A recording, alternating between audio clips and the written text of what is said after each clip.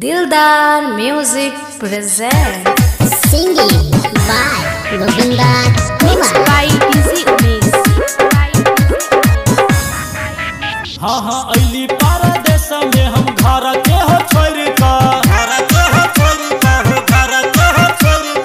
दोसर से खबर हमारा के मिलल गा हम छी बाहरा घर में घुस गेलै रे मौगी दोसर मरा दावा संगे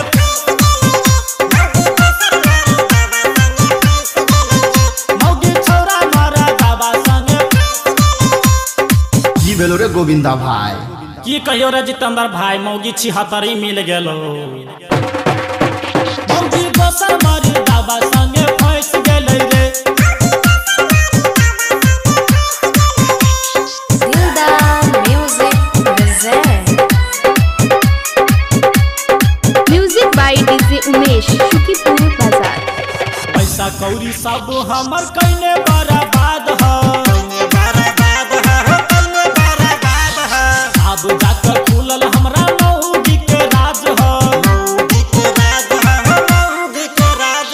सोचनी हम सीता सुपा लेखा भेलै रे मौगी दोसर मारे दावा संगे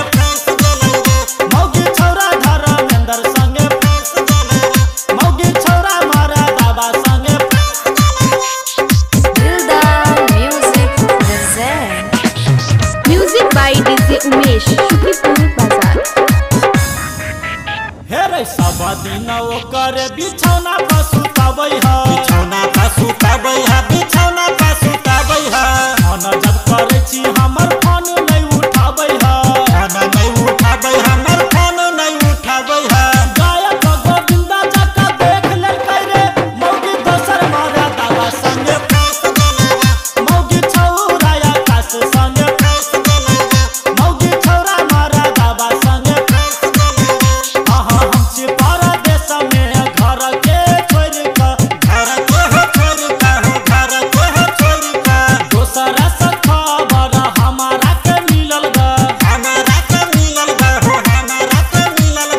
हम छी बाहरा घर में घुस गेलै रे मौगी दोसर मारा दावा संगे मौगी दोसर मार दावा संगे मौगी छौरा मार दावा संगे